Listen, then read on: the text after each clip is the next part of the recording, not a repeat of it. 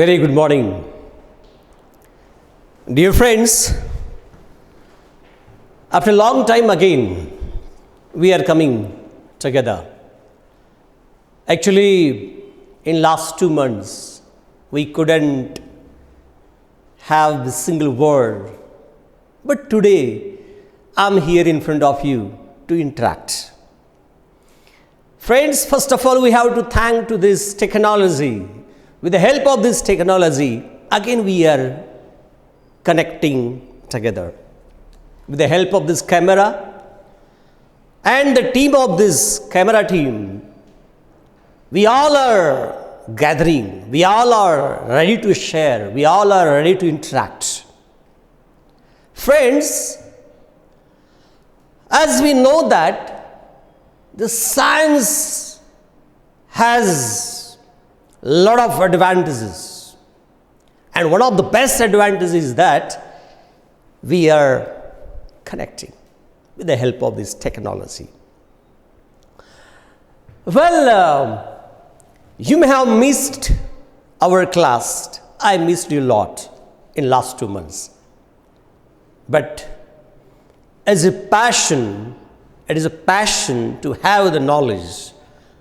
It is your passion to have the knowledge. It is my passion to teach you. And because of this passion, again, I'm in front of you, friends.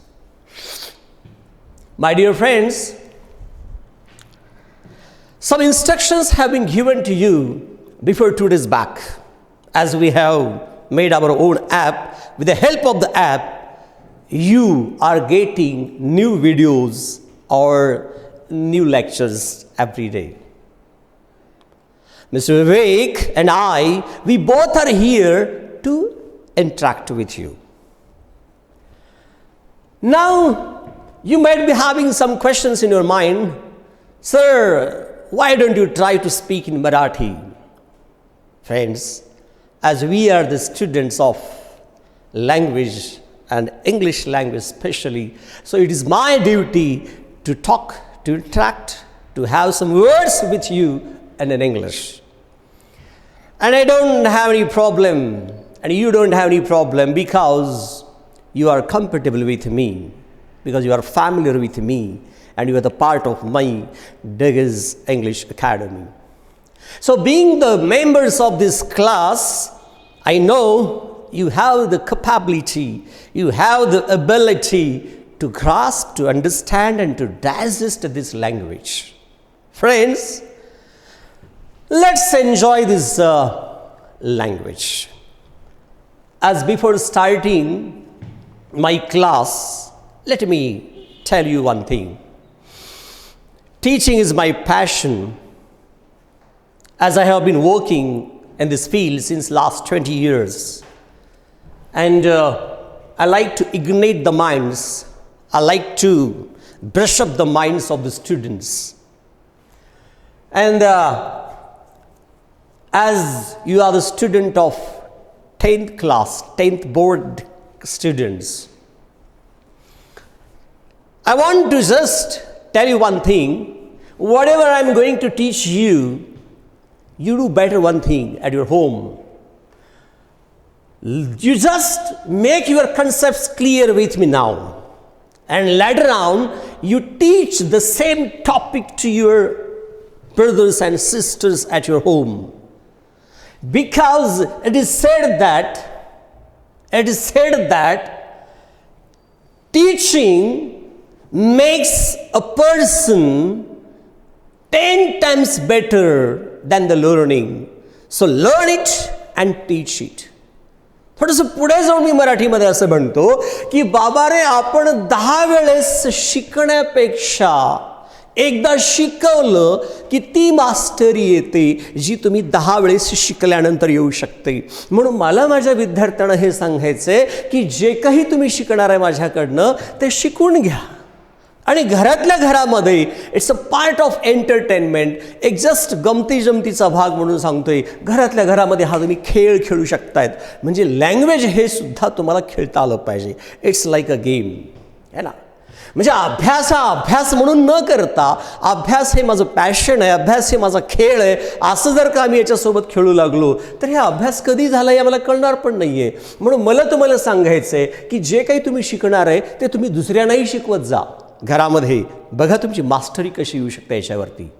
आज खरं तरी माझा पहिला period असल्यामुळे ह्या सगळ्या गोष्टी मी तुम्हाला सांगतोय. खूप साऱ्या गोष्टी मला तुमच्याशी बोलायचे, सांगायचे, शेअर करायचे. पण एक गोष्ट लक्षात ठेवा की जे जे मी तुम्हाला शिकवतोय ते तुम्ही आत्मसात करा आणि आत्मसात झालेलं पुन्हा घरामध्ये आपापल्या भावांना, बहिणीला समोर बसून त्याला शिकवून बघा. काय जबरदस्त मास्टरी तुमची आलेली असेल. Yes, you will be very confident my friends. आता जसे हे आम्ही जे शिकवतोय हे सर्व आपण ॲपच्या माध्यमातून अभ्यास करणार आहेत. आम्ही दररोज तुम्हाला व्हिडिओज सेंड करणार आहेत तुम्हाला, बरोबर आहे. आम्ही तुम्हाला व्हिडिओ सेंड करणार आहे, म्हणजे हे ॲपच्या माध्यमातून आम्ही तुम्हाला शिकवणार आहे दररोज. परंतु एवढंच नसून काही वेळेला आपण काय करूया, झूमच्या माध्यमातून सुद्धा आपल्याला लाईव्ह क्लास घ्यायचे आहेत. आठवड्यातून 1 दिवस किंवा 2 दिवस मला तुमच्याशी इंटरॅक्ट करायचं आहे. पण कधी हे, ज्या वेळेला आपण टेक्स्ट चालू होईल, माझं सिलेबस चालू होईल, ज्यावेळेस आपण पुस्तक शिकायला लागू त्यावेळेला मला तुमच्याशी इंटरॅक्ट करण्यासाठी स्पेशली मग काही प्रश्नांची उत्तरांची देवाणघेवाण असेल, जसं की पर्सनल रिस्पॉन्स क्वेश्चनचा विषय असेल किंवा एखादा मे बी रायटिंग स्किलचा विषय असेल, अशा टॉपिकसाठी आपण स्पेशली काय करूयात, झूमचा उपयोग करूयात. हे खूप प्रभावी ठरेल असं मला वाटतं. प्रयोग करूया आपण त्याच्यावरती पण. ओके, जस्ट एक मला सांगायचं की हा जो चॅप्टर तुमच्या समोर लिहिलेला आहे, टॉपिकचं नाव काय रे, बोला. Yes, going to. टॉपिकचं नाव आहे गोईंग टू, म्हणजे च्या तयारीत असणे. खऱ्या अर्थानं खूप साऱ्या विद्यार्थ्यांना माहिती आहे की बाबा रे, गोईंग टू म्हणजे हे जस्ट लाईक विलसारखा अर्थ देणार आहे, शालसारखा अर्थ देणार आहे किंवा कॅनसारखा अर्थ देणार आहे. म्हणजेच इथं जे मी दिलेलं आहे बघा तुमच्यासमोर एक क्वेश्चन आहे. हा ॲक्च्युली ना प्रश्न परीक्षेमध्ये अशा पद्धतीचा येतो. बोर्डामध्ये हा प्रश्न आपल्याला 1 किंवा 2 मार्काला विचारला जातो. हा प्रश्न कसा आहे पहा.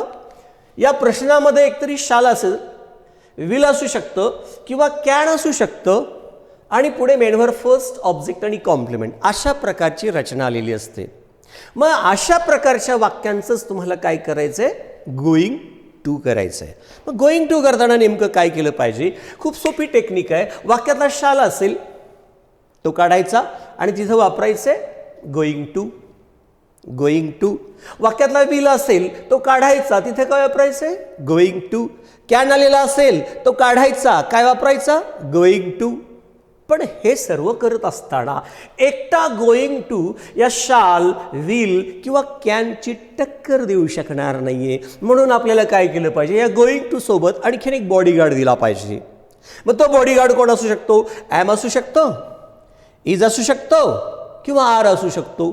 मग हे तिघांपैकी नेमकं कोणाला निवडायचं हे काम ना मी करू शकत नाही किंवा तुम्ही करू शकणार नाही. मग कोण करतो, करता सब्जेक्ट. जसं इथं तुम्हाला एक टेबल दिले पा की बाबा रे, सब्जेक्ट म्हणून जर आय आलेला असेल, इथे सब्जेक्ट आय आलेला असेल तर काय केलं पाहिजे, तुम्ही ॲम घेतला पाहिजे, ॲम गोईंग टू. जर करता वी यू दे असेल तर आपण काय वापरलं पाहिजे, आर, कारण हे अनेक वचन आहेत. म्हणजे इथं जर वी यू दे असेल तर मी आर घेतला पाहिजे, म्हणजे आर गोईंग टूचा उपयोग झाला पाहिजे. आणि जर का करता ही, शी, इट किंवा तृतीय पुरुषी एकवचनी व्यक्तीचं नाव, म्हणजे जसं की इथं मी उदाहरण दिलेलं आहे, राम असेल, गीता असेल, सीता असेल, दीपिका असेल, अजय असेल, कोणी असेल, असा जर एखादा व्यक्ती आलेला असेल तर ती पुरुषी एकवचनी, तर मी काय वापरलं पाहिजे रे बाबा, इज वापरला पाहिजे, है ना. म्हणजे आजचा जो टॉपिक आपण शिकतोय की शाल, विल किंवा कॅनच्या ठिकाणी मला काय वापरायचंय, गोईंग टू. पण एकटा गोईंग टू वापरायचा का, नाही. मग कोणाला पाहिजे, ॲमिजार. ॲमिजार म्हणजे कोण रे राजांनो, ॲमिजार हे टू बीचे सहाय्यकारी क्रियापद आहेत, हो ना, टू बीचे सहाय्यकारी क्रियापद. मग असं म्हणता येईल का आपल्याला सोपी टेक्निक की आज मी नेमकं तुम्हाला काय शिकवायला लक्षात आलं का, मी तुम्हाला शिकवतोय shall oblique will oblique can is equal to be plus going to, असं टेक्निक लक्षात ठेवू आपण. म्हणजे या टॉपिकचं सार काय आहे, या टॉपिकचं ट्रिक्स काय आहे, तर shall oblique will oblique can is equal to be plus going to. To be म्हणजेच कोण, am, is, are, going to. म्हणजे याचा अर्थ असा आहे की सोप्या भाषेत जर समजावून सांगायचं असेल काय, की या रचनेमध्ये आणि या रचनेमध्ये वरवरती बदल दिसतोय, रचना बदललेली आहे पण अर्थ तोच आहे, अर्थ तोच आहे. म्हणजे मी जसं की मी माझ्यावरती उदाहरण देऊ शकतो तुम्हाला. आत्ता दिसणारा ढगे सर तुम्हाला जे दिसत आहेत की म्हणजे खूप छान पद्धतीनं ड्रेसिंग केलेली आहे. म्हणजे एक फॉर्मल ड्रेस मी यूज घेतलेला आहे. काय शर्ट आहे, वर तुम्ही वेस्टकोट टाकलेला आहे, अशा पद्धतीचा माझा आजचा पेहराव आहे. जीन पॅन्ट्स वगैरे आहे वगैरे वगैरे, शूज बीज घातलेले आहे. पण समजा मी जर त्याच ठिकाणी एखादं काय केलं, नेहरू शर्ट टाकला, धोतर टाकली, वरतून पागोटा टाकला, तर काय होणार आहे, फक्त ड्रेसिंगमध्ये बदल झाला पण आंतरिक मीच आहे ना. वरवरती बदल झाला पण आंतरिक मीच आहे. हां, तसंच आहे, वरवरती बदल दिसतोय आम्हाला पण मिनिंग तोच आहे, मधला गाभा तोच आहे, मधला भाव तोच आहे, वरवरती बदल झालेला आहे. म्हणून आपल्याला काय करायचं आहे की शाल विल कॅन काहीही येऊ द्या वाक्यामध्ये, तो काढून टाकायचा आणि त्याच्या ठिकाणी तुम्हाला वापरायचे आहे मित्रांनो, am is are going to. Am is are going to म्हणा बरं माझ्यासोबत. Shall oblique can oblique will is equal to am is are going to. Shall will can is equal to am is are going to. परत एकदा म्हणा माझ्यासोबत. Shall will can is equal to am is are going to. ही tricks तुम्हाला पाठ करायची आहेत. मी ग्रॅमरच्या तुम्हाला सगळ्या ट्रिक्स अशा सहज पाठ करून घेतो तुमच्याकडनं. एकूण 32 चॅप्टर्स आपण ग्रॅमरचे शिकणार आहे. 32 टॉपिक तुम्हाला मी सांगतो. अगदी बोटावर तुम्ही असे ट्रिक्स लक्षात ठेवू शकता. तुमचा डायरेक्ट इंडायचा टॉपिक असू द्या, व्हॉईससारखा टॉपिक असू द्या, किंवा डिग्री असू द्या, किंवा तुमचा क्लॉज राहू द्या, प्रत्येक टॉपिक तुम्ही आज असं बोटावरती सहज रिकॉल करू शकतायत है ना. मग तो टेन्स टॉपिक असेल, टेन्सचं मास्टर तर मिस्टर विवेक सर तुमच्यासोबत असणारच आहेत है ना. अगदी असं पाणी पिल्यासारखं टेन्स तुम्हाला शिकवलं जातं. म्हणजे तुम्ही डोक्यातून काढून टाका. जे नवीन विद्यार्थी आहेत त्यांच्यासाठी पण सांगतोय की डोक्यातून काढून टाका. बापरे, ग्रॅमर म्हणलं की पोरांमध्ये भीती असते. मुलांना एक ग्रॅमर म्हणलं की लगेच त्याच्या माइंडमध्ये म्हणजे गडबड सुरू होते. मला आत्तापर्यंत व्याकरण जमलं नाही, आता कसं जमणार आहे. बाबा रे, तू ना योग्य ठिकाणी आलेला आहेस. परफेक्ट तू चॉईस केलेलेस क्लास. कारण त्या क्लासमध्ये तुला फक्त ग्रॅमर नव्हे किंवा तुला एखादा विषय नव्हे, विषयाच्याही पलीकडे जाऊन तुझ्यासाठी हे व्यक्तिमत्व भाग बनला पाहिजे. इंग्रजी भाषा ही तुझ्या व्यक्तिमत्वाचा भाग कसं बनेल यासाठी ही अकॅडमी निश्चित प्रयत्न करणार आहे. म्हणून माझ्या प्रत्येक विद्यार्थ्याला मला सांगायचं आहे की दररोज आपण जे जे शिकवलं जाणार आहे ते शिकायचं आहे आणि ते तुम्हाला घरामध्ये शिकवायचं आहे. हे सोपं तंत्र आहे. हे सिम्पल ट्रिक्स तुम्हाला सांगतो. मग आता मला सांगा, या वाक्यांचं म्हणजे या प्रश्नाचं तुम्ही हे उत्तर असं लिहिणार आहे, बरोबर आहे. मग बदल कुठे झाला रे बाबा, फक्त इथंच ना. बाकी कर्ता जागेवर आहे, मेन वर्ब फर्स्ट जागेवर आहे, ऑब्जेक्ट जागेवर आहे, कॉम्प्लिमेंट जागेवर आहे. सगळ्या गोष्टी जिथल्या तिथंच आहेत. फक्त एक शब्द बदलायचा आहे. म्हणजे शाल येऊ शकतो, विल येऊ शकतो किंवा कॅन येऊ शकतो. 3 शब्द एकदाच येतील का, नाही. कुठलाही एक शब्द येणार आहे तुम्हाला. शाल, विल, कॅन, तिघापैकी एक. जो कोणी येईल त्याला ड्रॉप करा आणि तिथं फ्रेम करा. Am, is, are plus going टूला फ्रेम करा. सोपं, सिम्पल ट्रिक. त्याचं एक एक्झाम्पल बघूया आपण. बघा, we will learn English use going to. आलाय ना. कधी कधी गोईंग टू येतो परीक्षेमध्ये प्रश्न. काही काही वेळा तुम्हाला use to be plus going to, आलं का लक्षामध्ये, असं येतो बरं का. Use to be plus going to. विद्यार्थ्यांना आम्ही शिकवलेलं असतं किंवा माहिती असतं गोईंग टू एवढंच माहिती आहे. बाबा रे, to be plus going to म्हणला की विद्यार्थी गोंधळून पडतो. अरे अजून याच्यामध्ये नवीन काय टू बी वापरायचं आहे का, म्हणजे to be plus am is are plus going to असली काही भानगड करायची का, काही करायची गरज नाही. का, अरे टू बी म्हणजेच एम इज आर. सोपं आहे. म्हणजे उलट आपल्याला हे परफेक्ट ॲन्सर त्यांनी काढून दिलेलं आहे. मग बघूया प्रश्नाचं उत्तर कसं झालं बघा. We will learn English. मला सांगा या वाक्यामध्ये तुम्हाला फोकस कुठे द्यायचं रे मित्रांनो, विलवरती. कारण हे शब्द तुम्हाला शोधायचं आहे. कारण सोपं गणित आहे ना. ज्या ज्या वेळेला गोइंग टू नावाचा प्रश्न येतो म्हणजे प्रश्नामध्ये एक तर शाल असू शकतो, विल असू शकतो किंवा कॅन असू शकतो. मग कोण आलाय? विल आलाय. यायलाच पाहिजे, त्याच्याशिवाय गोइंग टू होणारच नाहीये. मग विल आलेला असेल तर विलला ड्रॉप करायचंय आणि इथं कुणाला उपयोग करायचंय? गोइंग टूला. पण एकटा गोइंग टू येणार आहे का? नाही. सोबतीला कोण असणार आहे? To be. टू बी म्हणजे कोण? टू बीचा सहाय्यकारी. Am is are, am is are. मग ॲम घ्यायचं का इज घ्यायचं का आर हे कोण ठरवतं बाबा? करता. मग बघा बरं, वी. मग वीसाठी ॲम घ्यायचं का इज का आर? माहिती आहे तुम्हाला, इथं हे टेबल दिलेलं आहे, त्या टेबलप्रमाणे वीसाठी आर आलं इथं. ओके. मग हा विल ड्रॉप केला, हे विल ड्रॉप केला, इथं काय वापरलं रे बाबा? Going to. संपलं उत्तर. कारण पुढील लर्न इंग्लिश, बाकी कितीही वाक्य पुढे ॲज इट इज येऊ द्या, काही फरक पडणार नाही आहे. मेन महत्त्वाचा बदल तुमच्या लक्षात आलेला असेल. विल काढा, काय वापरा? Going to. पण जोडीला कोण? Am is are. दुसरं उदाहरण बघा. They can. काय रे इथं उभा नो?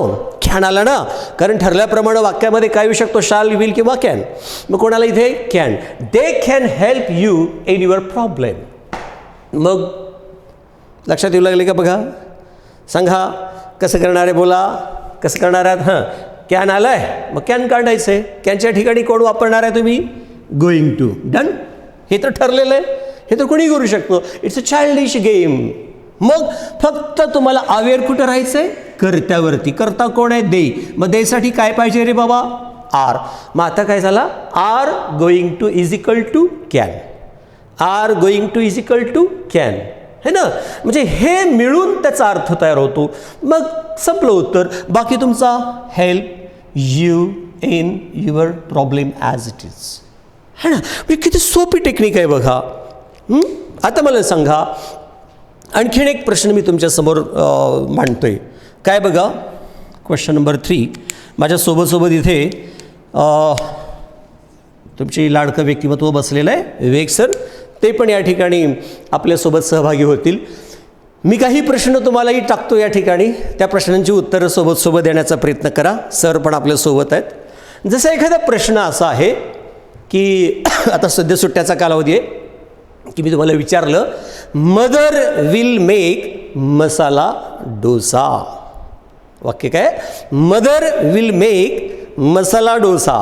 त्याचं उत्तर काय येऊ शकतं सांगा. आता विल ड्रॉप करायचं आहे आपल्याला, विलच्या ठिकाणी काय वापरायचं आहे? Going to. बोला बरं.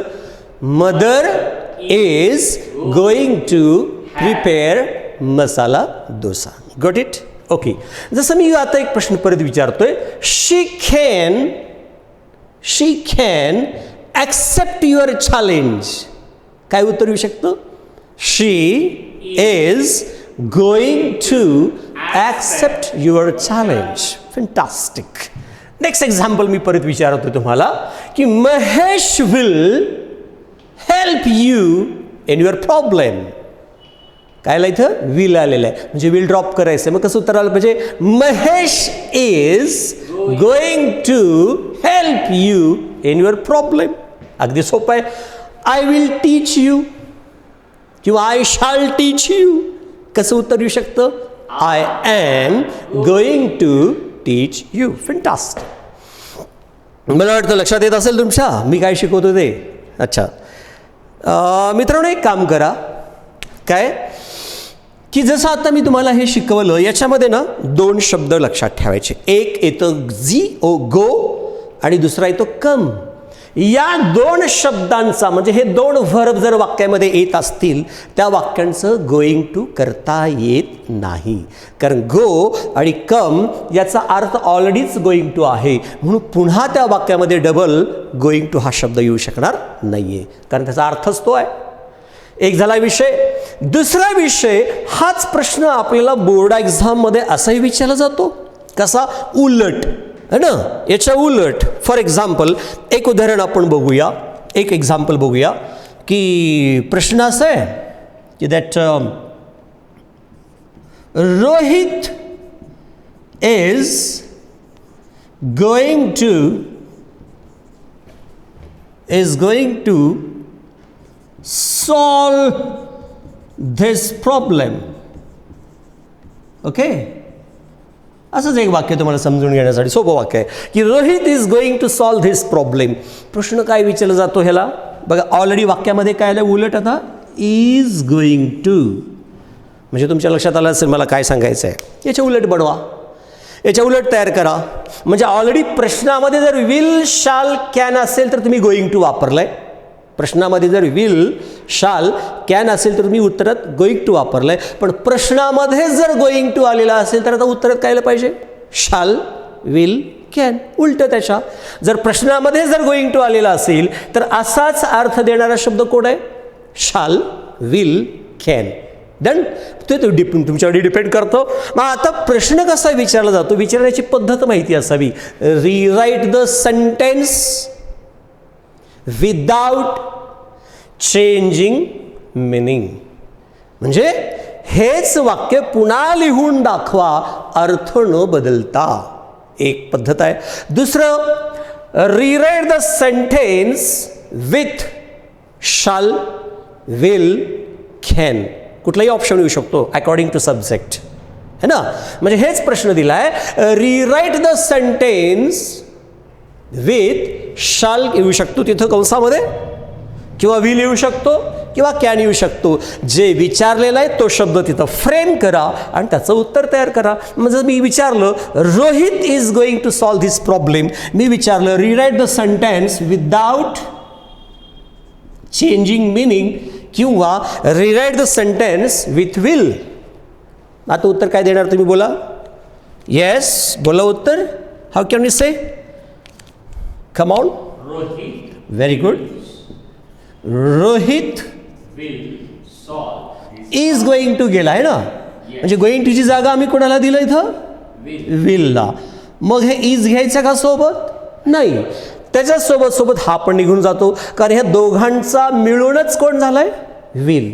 या दोघांचा अर्थ म्हणजेच विलचा. म्हणून जर वाक्यामध्ये विल वापरत असाल तर गोइंग टू सोबत सोबत इज पण काढून टाकला पाहिजे. म्हणून Rohit will solve this problem. Got it. Hope so. आता एक वाक्य मला सांगा बरं, काय की mother is going to prepare food, use will. कसं करणार, mother will prepare food. Correct, mother will prepare food. या पद्धतीची उदाहरणं आपण सांगू शकतो. आता थोड्या वेळासाठी तुमच्या काही क्वेश्चन्स आपण आणि ॲन्सर्स आपण डिस्कस करूयात, दोन्ही प्रकारची. ओके, पहिली 4 प्रश्न मी याची विचारणार आहे गोइंग टू वापरा म्हणून, आणि नंतरची 4 प्रश्न मी तुम्हाला शाल विल आणि कॅनमध्ये विचारणार आहे. तर माझा पहिला प्रश्न असा आहे, काय, mister Mahadev will take photo, असा प्रश्न आहे. Mister Mahadev will take a photo. How can you say the going to. Mister Mahadev is going to take a photo. Exactly. Second example है, Mr. Raje can take a photograph. असा प्रश्न आहे, कसं करणार going to. Mr. Raje is going to take photographs. Very good. Boys will play cricket on the ground. Boys Are going to play cricket on the ground. Fantastic. आणि शेवटचं एक वाक्य बघा, असं येतं, we can solve our all questions.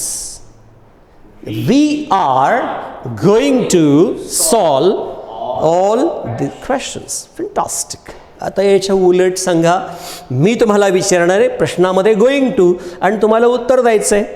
जसं example, Deepika is going to dance. Deepika is going to dance. Use can. Deepika can dance. Fantastic. काय सोपं आहे हो, किती सहज तुम्ही सांगायला लागलात है ना. म्हणजे मनातल्या मनामध्ये हा प्रयोग करत चला, प्रॅक्टिस करत चला, किंवा मोठ्याने माझ्यासोबत तुम्ही प्रॅक्टिस करत चला. येस, आता जे आम्ही टॉपिक शिकला ना, हाच टॉपिक आपल्याला या पद्धतीने पण विचारला जातो. म्हणजे प्रश्नामध्ये आपल्याला रचनेमध्ये शाल, विल, कॅन जर आलेला असेल तर आम्ही काय केलं, am is are going to वापरला. बरोबर आहे. आता याच्या उलट आपल्याला काय येतं, प्रश्नामध्ये जर am is are going to आलेला असेल तर उत्तरात काय आलं पाहिजे, शाल, विल, कॅन आलेलं पाहिजे. एक्झॅक्टली. म्हणजे त्याच्यावरती एक मी उदाहरण तुम्हाला विचारतोय. जसं उदाहरणामध्ये काय, Shrikant is going to dance असं एक वाक्य आहे. काय प्रश्नामध्ये कोण आलंय, Shrikant is going to dance. म्हणजे इज आणि गोइंग टू आला, याला ड्रॉप करायचं आहे आपल्याला. बरोबर आहे. मग विल वापरायचं. कसं वापरणार, श्रीकांत विल डान्स. अर्थ तोच आहे, रचनेमध्ये बदल होऊ लागलाय, अर्थ तोच आहे ना. लाईक दिस मी आणखीन एक प्रश्न विचारतोय तुम्हाला. काय पहा, farmers are going to cultivate their lands है ना. Farmers are going to cultivate their land. याचं उत्तर तुम्हाला बनवायचं आहे यूज विल पासूनच. परत एकदा, how can you say the answer, farmers will cultivate the land. Are you getting it? Exactly. परत एकदा मी विचारतोय, gardener is going to water the plants. Gardener is going to water the plant. Use can. कसं कराल, gardener can water the plants. Exactly अशाच पद्धतीची प्रश्न आपल्याला बोर्डामध्ये विचारले जातात मित्रांनो. मग मला सांगा, थोडक्यात आपण एकदा परत रिकॉल करूयात की आम्ही काय शिकलो. बघा, सोपी टेक्निक तुमच्या डोळ्यासमोर मी ठेवलेली आहे. जर प्रश्नामध्ये शाल, विल, कॅन असेल तर उत्तरात काय पाहिजे, am is are going to. परत एकदा बोला माझ्यासोबत, शाल, विल, कॅन असेल तर am is are going to. आणि प्रश्नामध्ये जर am is are going to आलेला असेल तर उत्तरात काय पाहिजे, शाल, विल, कॅन. बोला एकदा, am is are going to is equal to shall, will, can. परत एकदा, am is are going to, am is are plus going to is equal to shall, will, can. आता याच्या उलट shall, will, can is equal to Am is are plus going to. Shall, will, can is equal to am is are plus going to. आणि इकडे सांगा, I असेल तर काय पाहिजे, Am, we, you, they, are, he, she, it. is, I, am, we, you, they, are, he, she, it. is. परत एकदा, shall, will, can is equal to Am is are plus going to. Shall, will, can is equal to. Am is are plus going to. याच्या उलट प्रश्नामध्ये am is are plus going to is equal to Shall, will, can. Am is are plus going to is equal to shall, will, can.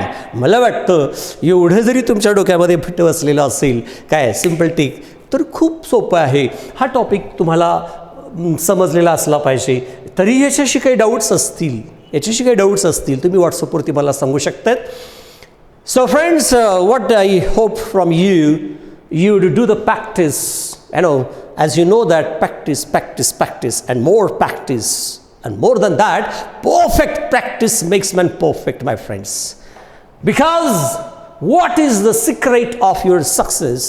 Whether you are talking about this grammar, whether talking about your grammar, or whether you are talking about your career, whatever you are, just you need to do the practice. Because practice is the backbone of your success. So, till then, bye. Have a nice time to you. See you next. Thank you very much.